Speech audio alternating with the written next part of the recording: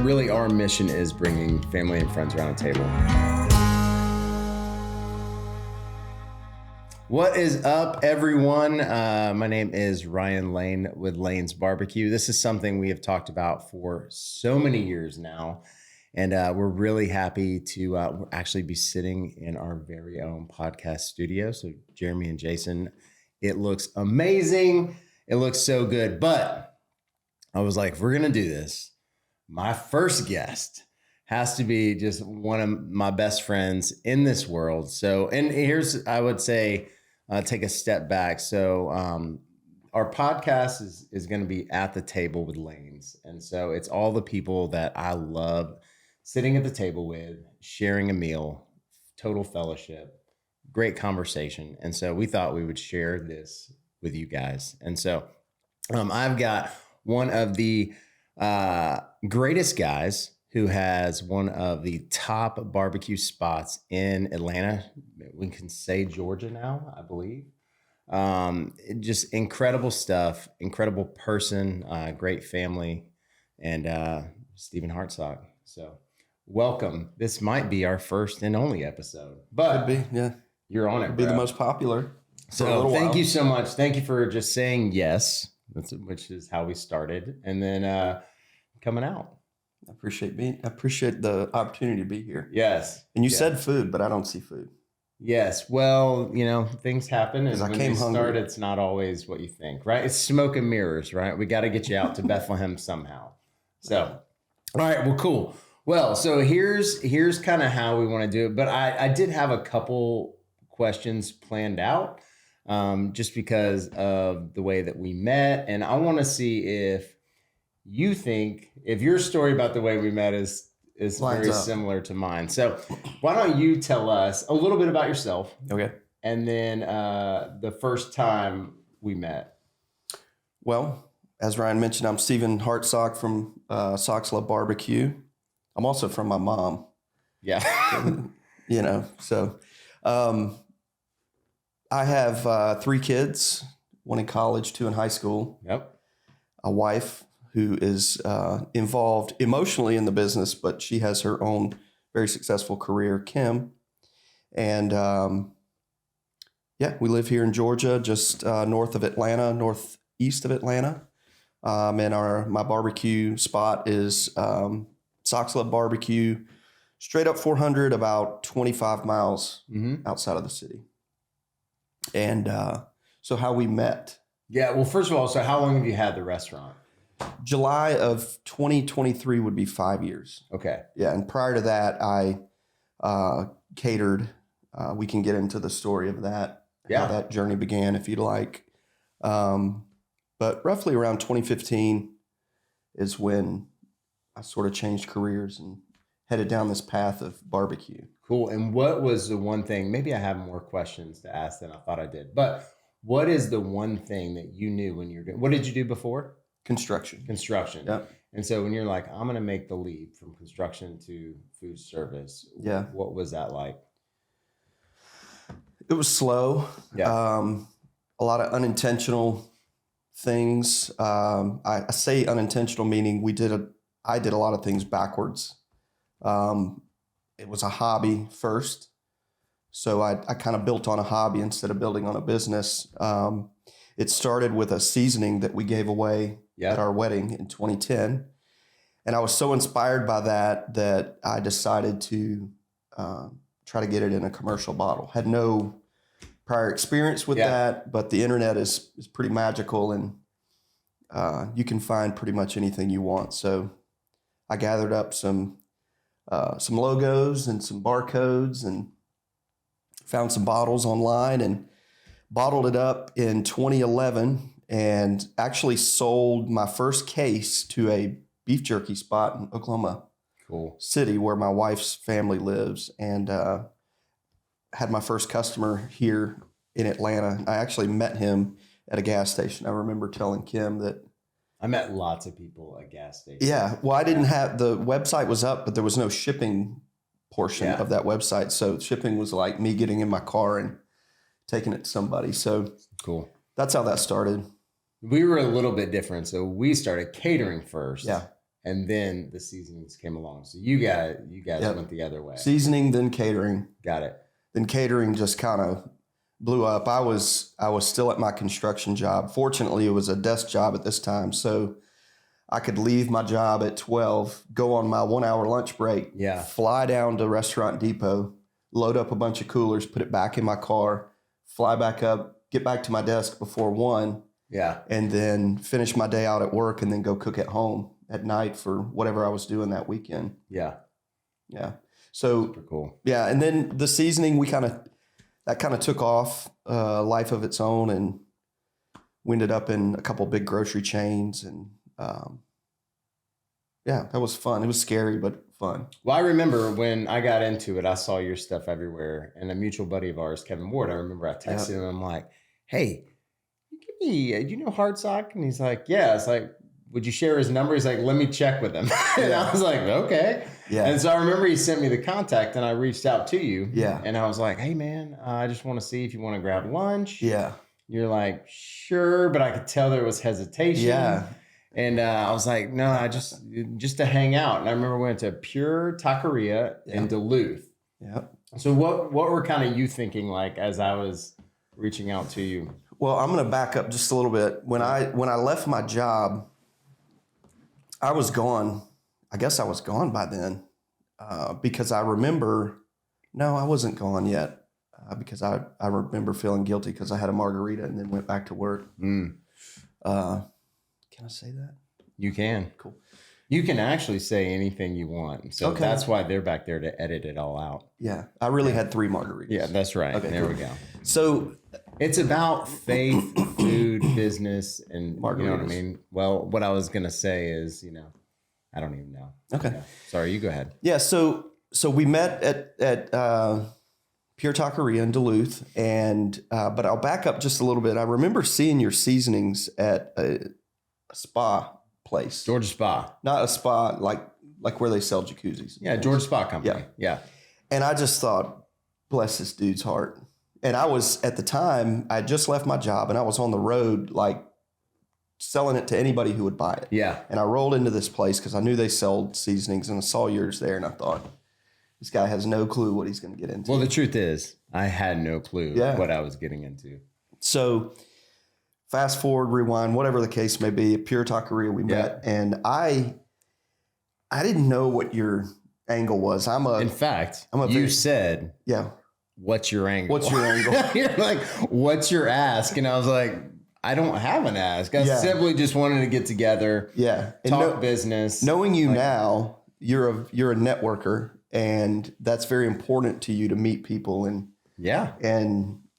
to help grow your influence as well as others. And that's one of the things I appreciate about you.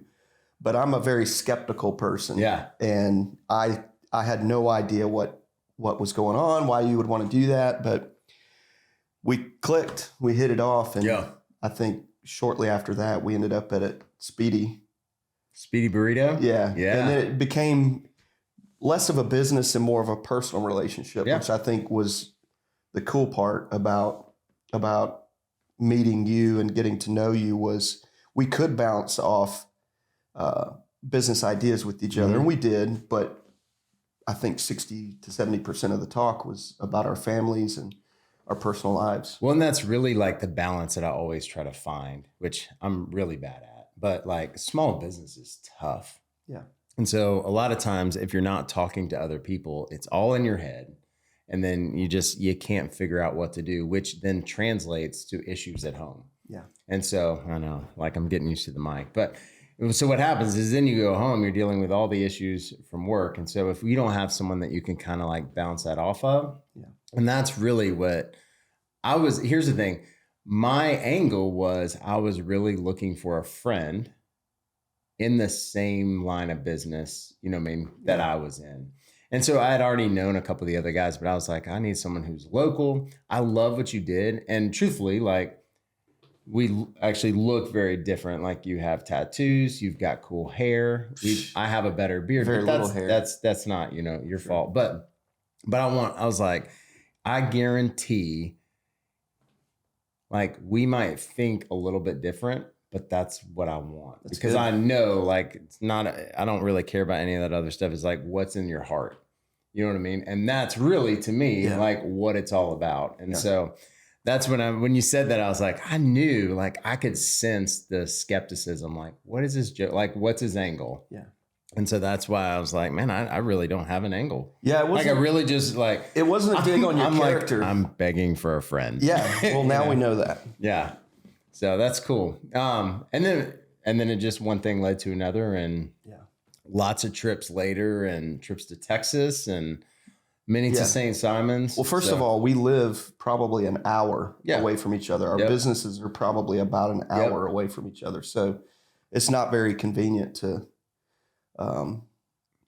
see each other, but we make it happen.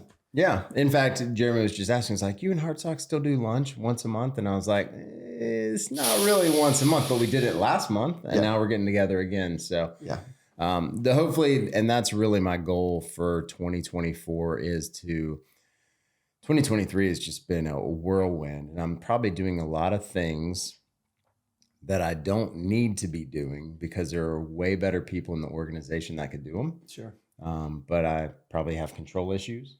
And so that's what I love about when we get together, because you call me out on it. Yeah. In fact, and we can I was going to get to this a little bit later, but we had a conversation about 2 weeks ago. So for most people, this might be the first time they're hearing this, but we do, barbecue and biscuits, but mostly biscuits on Friday mornings here at our shop in Bethlehem. And now we've started doing Saturday.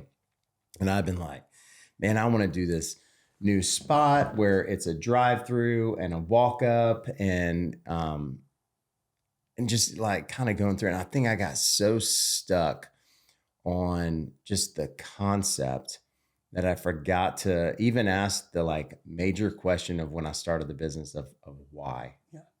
And I remember we were talking a couple weeks ago, and I was telling you about an issue with a piece of land that we're under contract on, and about the concept. And you're like, hey, like, time out. You're like, what is your favorite part about Friday mornings? And I was like, it's the community. Like for us, like that's our mission, like bringing families around a table. Like that's it. Like, I know this isn't, we're going to eat here, just pretend, but like, it's really just, this is Jeremy's. So this whole setup, nothing to do with me. This is what happens when you release control and you let someone else do it. Like I would never come up with this. It's crazy. Squirrel. That's right. But I remember you asking that, and I was like, wait, I might have missed that. What'd you miss? I don't know. Now I did. You mentioned you squirreled, and I asked you what was your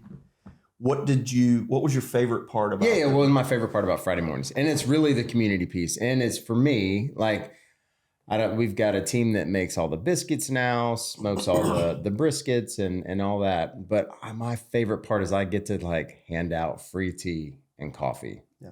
And it's like seeing someone having a quick conversation, handing them something to drink and, their bag with their biscuits. And you're like, interesting. How are you going to be able to do that with a drive-through? And I was like, I don't know.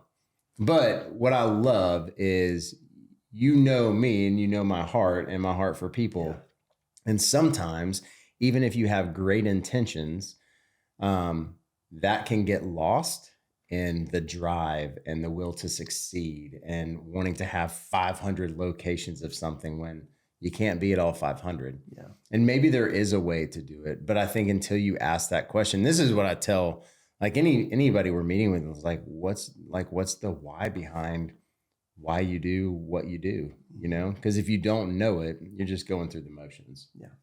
And so I love the fact that like you can have, and that's what I encourage everyone, like have someone in your life who is not afraid to ask you those tough questions to really kind of challenge really what you're thinking and your motives behind it, you know?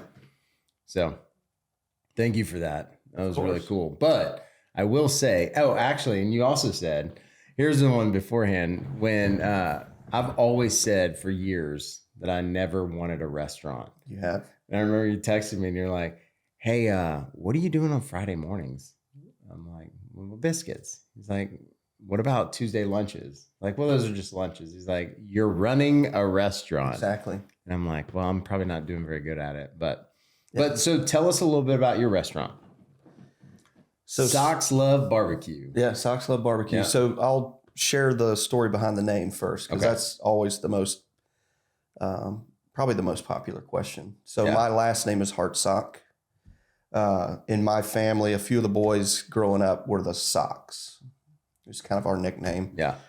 Our email addresses sort of said that, stuff like that. So during the wedding, Kim and I's wedding, we gave away that seasoning and we called it Socks or Soxes with the apostrophe behind the S, Love Rub. So the love came from, the day of the wedding and all that. You can't trademark Love Rub because it's taken, first of all. So I had a tough time with the name. And honestly, Love Rub could mean many things. Sure. This is a family-friendly show. No, I know. Yeah. I'm just saying. It only took 20 minutes. Yeah. Just kidding. So anyway, troubles with trademarks and things like that. We settled on Socks Love Rub. So it's a little, anyway. So I honestly struggled with that for a long time because I would have to explain myself every time. What does that mean? Is there socks in the whatever? But so when I started catering and I had this storefront that we just catered out of. Yep. And I decided to call it the catering kitchen. We didn't serve lunch. We just produced our seasonings and catered. And about 6 months into that, I got bored and decided to open up for lunch. Well, I had this $6,000 sign that I just paid for, said the catering kitchen. It was beautiful. I couldn't replace it. I didn't have the money to replace it and call it something else. Yeah. But catering in your name doesn't lend well to a restaurant. Yeah, I get it. So we decided to just stick with it, and we were going to be barbecue at the catering kitchen. We had this big neon BBQ sign that we would kind of mimic the idea from the hot light at Krispy Kreme. And when that sign That's was on, my screensaver. Is it? Yeah. I'm not surprised. Yeah. It's funny as I look at your belly. I know. There's lots of hot, fresh donuts in there currently. Well, listen, squirrels again. I'm getting caught off track. Sorry, was that loud? So I had this BBQ sign made, and when that thing was on, that meant you can come get some barbecue. So we opened as the barbecue at the catering kitchen, and I decided at some point we would probably change the name, but for now, let's just see if we could make this work. If that could work, I would imagine anything could work. So it did all right. And I swallowed my pride and thought, you know what, let's embrace the uniqueness of the original trademark name. We'll take the word rub out of it, add the word barbecue, and go with it. Yeah. And that's what we did. We had the new sign made. We had all new logos and things like that made, and we reopened, I think like 8 or 9 months later as Socks Love Barbecue. And like I mentioned before, we've been going for a little over 5 years now. Yeah. And like lots of awards, right? Lots of mentions. Yeah. Out of all the mentions, because I know there's a ton, and I know you're not going to tell us all of them, but like, what is one that like you got it? Yeah. And it was one of those things you're like, that was worth the 20-hour days, the blood, sweat, and tears, because there's so much that goes into it. Barbecue is a long process, and a lot of people just don't understand. Like, you can't just roll up and be out of brisket and in 12 minutes have another one. It's not a hamburger, I think there's not. I get bashful with the awards. The awards, the way I look at them, are just an opportunity for our business to succeed. Absolutely. So we're small. We don't put a lot of money behind marketing. We don't have a lot of money to put behind marketing. We kind of rely heavily on social media to get our specials and our brand and things like that out there. But I would say right before the pandemic, is so fortunate. I had a friend, Cortez, send me a text message and said, "Have you seen this article?" It was a link. And it was in my opinion, just a clickbait article. It was touting I think the title was "The Best Barbecue in Each State According to Yelp." Mm-hmm. And we had a really good Yelp rating at the time. Still do, I think. But we were called the best. And it was this publication called Insider.com. I had never heard of it. I ended up sending a cake to the lady that wrote it. This is some young lady up in Manhattan. She probably never got the cake. But I was so embarrassed. I didn't know, because I'd seen some of the other barbecue joints. I never heard of them. And I thought, oh, man, people are going to... So I called a friend of mine and just ran it by him. He said, man, it's advertising. Run with it. Yeah. Just take it for what it is and run with it. And what I learned was it took this little barbecue joint that was just going as hard as we could every single day and sort of had this 10 or 15 mile radius to all of a sudden having this nationwide radius, which is good for popularity. But if you're in Minnesota, you're not going to come drive down and eat our barbecue. Sure. Probably not. But what it did is it opened the eyes of the AJC, which is the local Atlanta Journal-Constitution, the paper. And it opened the eyes of these writers, these food writers from Eater and things like that within the city to say, hey, there's a barbecue joint up 40, however many miles north of the city making waves. Mm-hmm. Maybe we should write about them. Maybe we should go and check it out. So I think the biggest impact that whole thing had was the AJC writing an article saying, what the heck? Yeah. There's no way. Yeah. And they wrote it. And I remember telling my team, guys, don't look at it like we're the best. Look at it like we got an opportunity to show people now more. That's right. More than just who's around us there in Forsyth County, but we have an opportunity to show even more people. So let's take this opportunity and do the best we can and serve every single person that comes through our doors like they're our family. Mm-hmm. So I would say that that was the most impactful, but probably the most rewarding thing or opportunity that we ever had was after there was a local business, Lake Burrito, that I remember this. They came back from the pandemic and tried to get back in business, but they were shut down completely for a couple months. And it was really hard they couldn't get staff back. Anyway, they had family that had health issues, so they were trying to keep everybody safe. And they were on the verge of not being able to come back. And this business has been in town for a long time. And I didn't know them, but I liked the business. I was a customer. So I just went on Facebook one night and before I left, and without their permission, just said, hey, we're gonna donate all of our profit tomorrow to Lake Burrito. This would have been on a Friday, so it would have been a pretty busy day for us.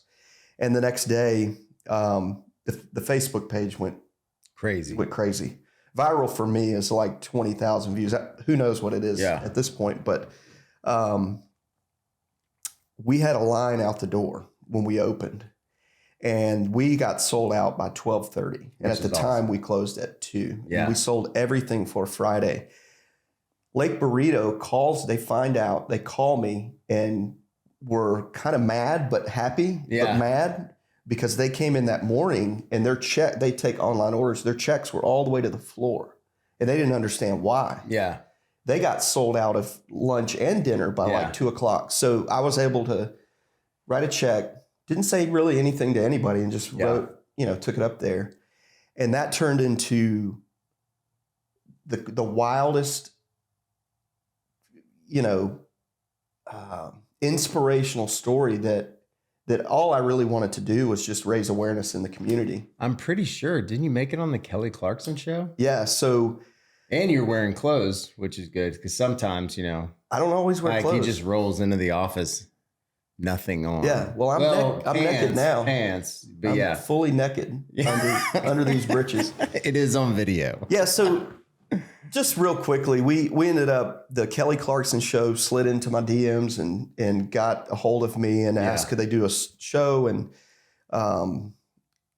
it was crazy. Like the local news, and I didn't intend for any of that to happen, but it raised a tremendous amount of awareness. And from that, we were able to to raise some funds to feed people during the pandemic for free. I made it clear to the community, if you came in and you needed something to eat, you didn't have money. Yeah. We got you. That's awesome. And I still, feel that way today. Yeah. I would still do the same thing. I don't really advertise that, but you just did. I would say the most impactful opportunity for Sox Love Barbecue was that whole situation. Yeah. It was fun to be on the Kelly Clarkson show. It was fun to be on the Hallmark Channel. Yeah.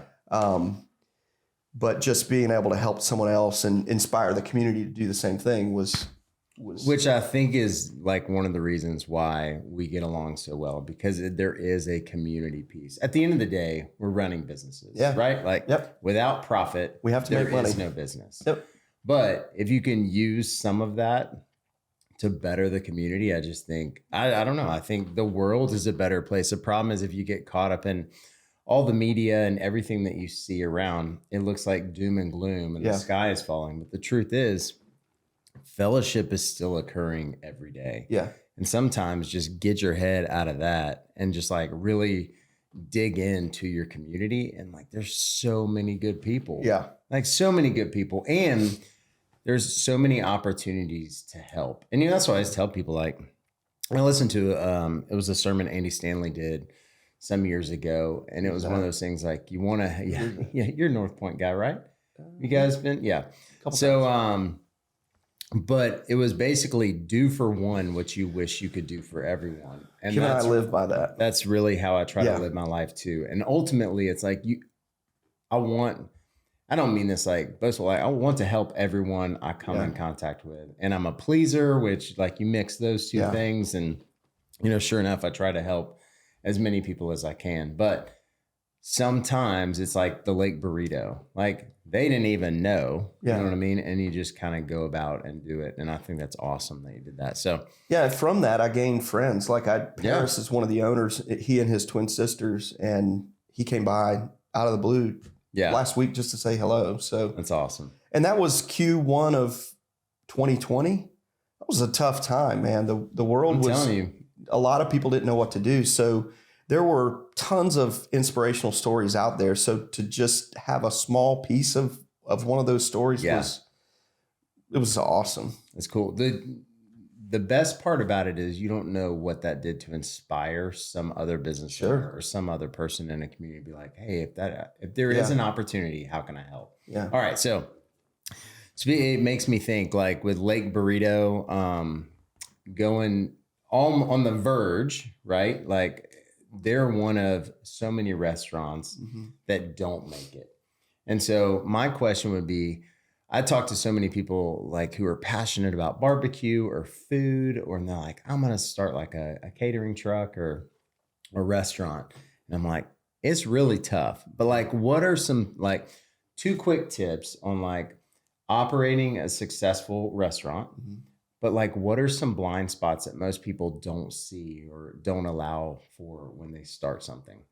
So I think a couple things that would have been helpful first of all, I think if I knew the business, I didn't grow up in the business. That was going to be my next question. I'm sorry. If you hadn't had a restaurant, would you still start another one? But here, let's go back. I want to jump ahead. Yeah. So I think a couple things, I didn't have these questions prior. So there's a lot of things that I would do differently. But I think some of the most important things that I learned along the way, one being get in touch with your community. I'm not saying go out and shake hands and meet everyone in the community, but it's not political. Just figure out what they want. Is there another barbecue joint? Well, there is one half a mile down the road from us. So go there and see what they're doing. Because you don't want to open something that's exactly like what they're doing, because it's likely that you're not going to make it, especially for our neighbors who have been there for 10 or 15 years. So I wanted to, first of all, be their friend, but figure out what we can do to set ourselves apart. There's plenty of room for us to run our businesses. And I think the second best thing you can do, or something that you could do to help your business before you even start, is just make friends with the local business folks. Especially the ones that are in your business. Understand that if if you focus on your mission and what it is, what your purpose is, you're going to be successful. It's okay that there's 10 other restaurants right there by you. You can't be the only one. That's why car dealerships are all packed in one. Yep. You can shop right there. I don't know if that's true or not, but if that's there is why car something to be said for car dealerships that are all together. But over the years, we'll have a guest who can kind of help explain that. Yeah. Beaver Toyota. They're our neighbors, but I think it's healthy to have a relationship with other like businesses around you. Yeah. Because, they can prop you up or they can break you down. So why not be their friend? Yeah. So I would start with those two things. Just learn what your community wants and learn how to work within the community. And, if you're good at what you do, then you'll make it. Yeah. That's what I always tell people too. And here's what's crazy is you can be too successful. Like I've talked to people who are killing it, right? They're killing it, but they outrun their cash or they don't have enough to start with, or, so there's so many little tips too. And that's why I'm always like, make sure you're prepared because if you are successful, you're going to need more cash to kind of build up in it. Yeah. Especially in the seasoning game. Yeah. As you need inventory and then you have receivables and people everyone's going to kind of slow pay. And so just making sure you have the funds to like get you through those tougher months. Yeah. Well, speaking of that, I have to mention this is important for those of you who start out. There's always that guy or girl that is afraid to make the leap from their day job to their dream job. Yep. My friend Jeff Henderson spoke about that years and years ago. It's tough. Financially, it's impossible. There's a lot of very talented people out there that just simply can't afford to make that leap. Yeah. So massive shout out to my wife. We have a dual income family that went to a single income family. So her career afforded me to be able to take the opportunity and the risk to jump out of my cushy day job into my dream job. So not everybody has that opportunity, but I did. So I'm grateful for that. Well, that would be like a pro tip. That's a pro tip. Take advantage of the opportunities that you're given. Yeah, for sure. You know what I mean? Here's the thing. There's always fear. Yep. And there's always risk. Yeah. And the way I see, and then there's always like winning and losing. Yeah. But the way I see it is like there's winning and learning. Yeah. Like you're going to win. Like if you're passionate about something, you put like the work in, you're going to have wins.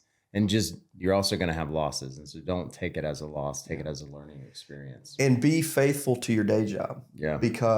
And what I mean by that is don't blur the lines. If it's a dream, you're going to be willing to work hard for it. Yeah. You're going to spend your nights and weekends. You're going to spend your vacation time. And that's what I did.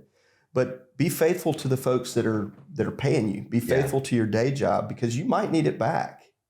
Absolutely.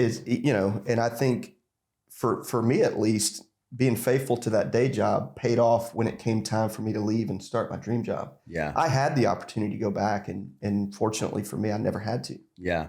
How do you run a restaurant, run a catering business, run a seasoning company, and still find time and balance for family as Kim works as well? And you got 3 super active kids and Caroline's off in college now, but it's busy. It's tough. How do you do that? Yeah, it's tough. I'm still learning to this day how to be a better husband and be a better provider at home. Yeah. And I don't mean just financially. I mean, taking a load off my wife. Yeah. Because, she's worked all day as well and making sure that this kid gets from this sport to this sport. And like tonight we'll do a hockey practice at one sheet of ice, and then from that hockey practice to another sheet of ice to do a game. So, and get a restaurant ready to go for the week. So I'm still learning. I mean, I think you really,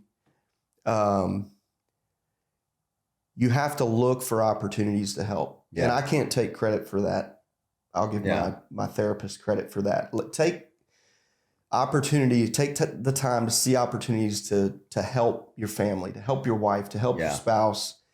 and to help those that are helping you make your dream come true. Yeah. And I'm 5, 6, 7 years in, and I'm still learning. I'm still learning how to be how to do that. Yeah, it's funny. So what's crazy is we think we work so many hours and we're running 1,000,000 miles to nothing. But what I found is you actually get less done in that time. And so Jeremy, our marketing director, and I were talking last week, and he was like, in fact, so it's like this crazy season. Like people are ordering brine, and like we don't have the manpower in the back to pack up all these orders. And so last week we were all there packing orders, and for say 8 hours in a day, we're standing at one spot doing the same thing. And the next day we both texted each other a bunch of ideas. And he was like, if you like stop for a little bit, like that's when your brain can start to like think about new things and process. And I'm like, it's funny because we try to go so hard all the time. The truth is, if you take some time to rest, like, even though that wasn't rest, but it was resting in what I normally do. And it's like the wheels started turning, which can get scary, but like started turning again. So as they were turning, I was thinking about a ton of new ideas and things that we could do and implement in 2024. But so that led me to my next question, which is what's next for Hartsock? What's next for Socks Love Barbecue? Like what do you want the year of 2024 to be for you?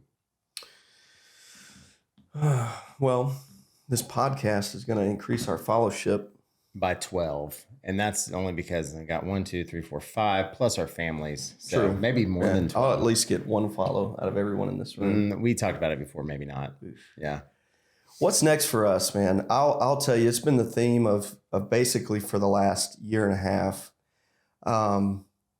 What's next is for me to be the most present at home with my my 2 boys that are still home. I have 2 16-year-olds, and I can explain that later at another podcast why they're both. We'll 16. have you back. They're not twins. Yeah, but I missed a lot. It took a lot to get the business to where it is today, and Kim and I go on an annual sort of refresh. Yeah. What you were saying about getting creative, and we kind of strategize for the next year. So every January for the first week, we go down to our little hiding spot in Florida, and we strategize. And a couple of years ago, it was fun, but we had a tough conversation about the business and how much it was taken away from my family time. I remember our conversation. Oh yeah. Yeah. I think I called you while I was there. I was pretty upset. And, but I was missing a lot, and I needed somebody to tell me that and,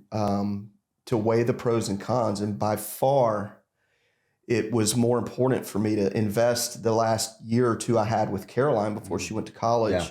So I was able to attend more travel games, and again, I still need a lot of work in that area. But what's next for me? I want to continue to support Caroline when she's in UK. I hope to travel more to see Ben play lacrosse. That's our middle son. He's really good. He's being scouted by colleges, so that's exciting. I want to be able to travel to these schools, and then our sophomore kid is hockey, and he travels and he's busy, and I just want to be more present there. I want to be more present at home. We're signed up for at least 5 more years at Socks Love Barbecue. I honestly have no plans to go anywhere else. That's cool. We could be there for forever. Our staff situation is good now. I have an awesome team behind me that's very creative and very thoughtful. And I just want to continue to grow that. I want to take a look back into the seasoning business, and you've inspired me over the years, looking back at this guy saying, this guy has no idea what he's doing at the spot place. The truth is, I still have no idea. Yeah, but I'm surrounded by a lot of really good people. I know, but I've been so impressed by what Lanes has done over the past 5 years or 6 years, and it's inspired me to sort of dip my toe back into that, be less busy at the restaurant, get back into the seasoning game, and try to build that back up. But yeah, I want to continue to serve our community the best barbecue we can. Yeah. I want to continue to let Metro Atlanta know we're up here. We're good. We're ready to see you. And who knows, when the boys go off to college, we might start another location. We might, who knows? There we go. You got to give them something. Yeah. You know what I mean? It could be an empty promise. Yeah. But hey, at least it's something that you're thinking about. So Yeah. That's super cool, man. And first of all, man, I'm just so pumped. I'm always inspired when I talk to you because I'm like, they always tell you like, do something you love and you'll never work a day in your life, which is total BS. Like you're going to work. What does that mean? Twice as hard. No, the BS part. It's like bull stuff. Yeah, that's right. But you will work twice as hard. Oh yeah. But there is such joy that comes out of it. And there's a lot of pain that comes out of it too. I think running a business often brings up those like old wounds, like mine is like that I'm not good enough, And so it's like constantly like we have failures. That's why I don't like to look at it like a failure. Yeah. But like learning and then just gathering around. Like, we fell together once. Yeah. Oh my gosh. I totally forgot about that. We don't have to talk about it. But we do. We were actually business partners as well. Family Table Brands. 30 minutes. I will say didn't fail. It didn't fail. But we were both truly timing. Focused. Yeah, it's just bad timing. Maybe that will come back. Well, I opened the restaurant and you moved. I think you were moving or building another building. Yeah, we got another building and it was a lot to try to do. But I will say that so it was like a homemade ketchup. It was a homemade ketchup and a fry sauce. And then we had a seasoning too. And it was actually fantastic. It was all good stuff. It was just really hard. I was super focused on Lanes. You were focused on Sock's Love. And it was just tough. But Family Table Brands. It's coming back. 2029. Maybe. So we'll see. All right. So we're getting close to the end. So here's the thing. And like you said, you hadn't had any questions. We kind of wanted to do that as planned because I want it to be more of a conversation instead of just trying to stick to a script. But what I want to ask everyone, because really our mission is bringing family and friends around a table to share like flavorful meals. But those meals typically start from somewhere. And so my question is, what is like a meal, like your favorite meal growing up that you remember? Like, so anytime like you're not feeling great and you're like, man, I wish I had this. Yeah. Like, what is it that you used to have? Can I do what I used to have and what I do now? Sure. Okay, absolutely. Cool. So I'm sure that I could find something else that was better than this. It doesn't have to be, here's the thing, it doesn't have to be the best. It just has to be something that gives I'll tell you what that popped memory. in my mind. Okay. Immediately. That's it. That's home. What's the first thing that popped in your mind? So there was a period of time where we hunt and ate deer growing up. And my stepdad would process it and everything. It was awesome. Yeah. We loved it. I didn't appreciate it that much as a kid, but now I long for that kind of stuff. But my mom would do two types of country fried steak. We call it country fried steak in Georgia, not chicken fried steak. That's like my wife would say. She would do two different types. And one was the traditional, battered and fried. Yeah. And then the other one she would do was my brother Chris's favorite. It was terrible. It was like soaked in Dale's seasoning. Sorry, Dale's.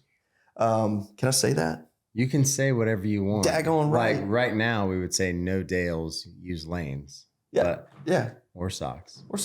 Yeah. So she would do this meal, and it was honestly more my brother's favorite than mine, probably. He liked the Dale's version. And then she would do peas, like the canned pea, like the LeSueur peas. LeSueur peas, silver can, man. Yeah. My grandma could rock some LeSueur peas. And she would do mashed potatoes. The mashed potatoes would be fresh, like real deal potatoes. The secret is sugar. And then, so there was the Dale's version and the country fried version. Yeah. And I loved the country fried version. And it was like country fried deer steaks. Yeah.